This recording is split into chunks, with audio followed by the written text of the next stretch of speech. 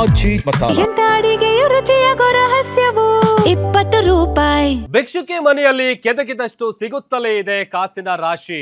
ಮಂಡ್ಯದ ಮೃತ ಭಿಕ್ಷುಕಿ ಮನೆಯಲ್ಲಿ ಸಿಕ್ಕಿದ್ದು ಕೇವಲ 8 ಲಕ್ಷ ಮಾತ್ರವಲ್ಲ.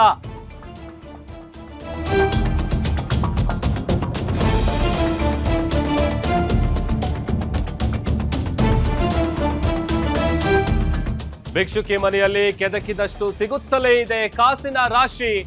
ಮಂಡ್ಯದ ಮೃತ ಭಿಕ್ಷುಕಿ ಮನೆಯಲ್ಲಿ ಸಿಕ್ಕಿದ್ದು 8 ಲಕ್ಷ ಮಾತ್ರವಲ್ಲ.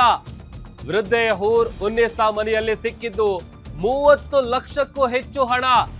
ನಿನ್ನೆ 8 ರಿಂದ 9 ಲಕ್ಷ ಹಣವನ್ನ ಎಣಿಕೆ ಮಾಡಲಾಗಿತ್ತು. ಇನ್ನು 20 ಮೂಟೆಯಲ್ಲಿ ಹಣ ಎಣಿಕೆ ಬಾಕಿ ಇದೆ ಅಂತೇಳಿ ತಿಳಿದು ಬರ್ತಾ ಇದೆ.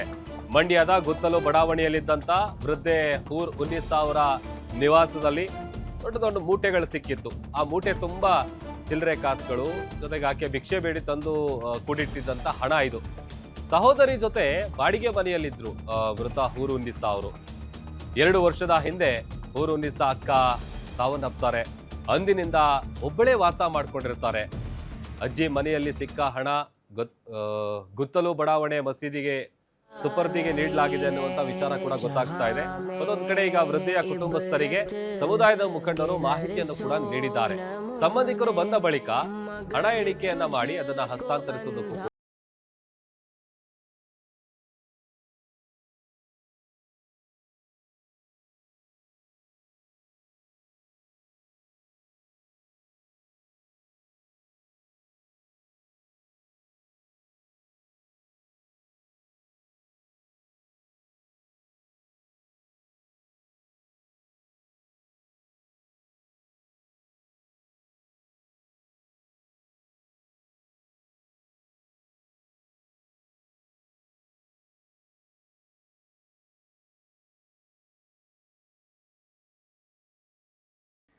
ಮತ್ತಷ್ಟು ಡೀಟೇಲ್ಸ್ ಕೊಡ್ತಾರೆ ನಮ್ಮ ಪ್ರತಿನಿಧಿ ರಾಘವೇಂದ್ರ. ದೂರವಾಣಿ ಸಂಪರ್ಕದಲ್ಲಿ ಜಾಯ್ನ್ ಆಗಿದ್ದಾರೆ. ರಾಘವೇಂದ್ರ, ಆರಂಭದಲ್ಲಿ 8 ಲಕ್ಷ ಅಂತಾನೆ ಶಾಕ್ ಆಗಿತ್ತು, ಬಟ್ 8 ಅಲ್ಲ ಇನ್ನೂ ಜಾಸ್ತಿನೇ ಇದೆ ಅಂತ ಹೇಳ್ತಾ ಇದಾರಲ್ಲ, ಎಷ್ಟು ಅಮೌಂಟ್ ಸಿಕ್ಕಿದೆ? ಈಗ ಏನ್ ಮಾಹಿತಿ ಇದೆ ಸಂಬಂಧಪಟ್ಟಂತೆ? ಎಸ್ ಪ್ರಭು, ಏನು ಮಂಡ್ಯದ ಗುತ್ತಲ ಬಡಾವಣೆಯಲ್ಲಿ ಏನು ಮೊನ್ನೆ ಅಷ್ಟೇ ಜನರಂತ ಹುದ್ದೆ ಬಳಿ ಇದ್ದಂತಹ ಲಕ್ಷಾಂತರ ಹಣಕ್ಕೆ ಪ್ರಕರಣಕ್ಕೆ ಸಂಬಂಧಪಟ್ಟಂತೆ ಇದೀಗ ಮತ್ತೊಂದು ಬಿಗ್ ಏನು ಮಾಧ್ಯಮಗಳಲ್ಲಿ 30 ಲಕ್ಷ 40 ಲಕ್ಷ ಅಂತ ವರದಿ ಬರ್ತಾ ಇದೆ. ಇದು ನಿಜಕ್ಕೂ ಕೂಡ ಸುಳ್ಳು ಅಂತ ಹೇಳಿ ಅಲ್ಲಿನ ಮಸೀದಿಯ ಅಧ್ಯಕ್ಷರು ಸೇರಿದಂತೆ ಅಲ್ಲಿನ ಕೆಲ ಏನು ಮುಸ್ಲಿಂ ಮುಖಂಡರು ಅವರೆಲ್ಲರೂ ಕೂಡ ಈಗ ಸ್ಪಷ್ಟನೆಯನ್ನು ಕೊಡ್ತಾ ಇದ್ದಾರೆ. ಏನು ಈಕೆ ಇದ್ದಾರೆ, ಈಕೆ ಬುದ್ಧಿಮಾಂದ್ಯತೆಯನ್ನು ಹೊಂದಿದ್ದಾಗಿದ್ದು, ಈಕೆ ಸಂಬಂಧಿಕರು ಕೂಡ ಇದ್ರು. ಆದ್ರೆ ಆಕೆ ಸಂಬಂಧಿಕರು ಇವರನ್ನ ಸರಿಯಾಗಿ ಸೇರಿಸ್ತಿರೋ ಕಾರಣದಿಂದ ಆಕೆ ಭಿಕ್ಷೆ ಬೇಡಿದ ದುಡ್ಡನ್ನ ತನ್ನ ಕೊಠಡಿಯಲ್ಲಿ ಇಟ್ಕೊಂಡಿದ್ಲು.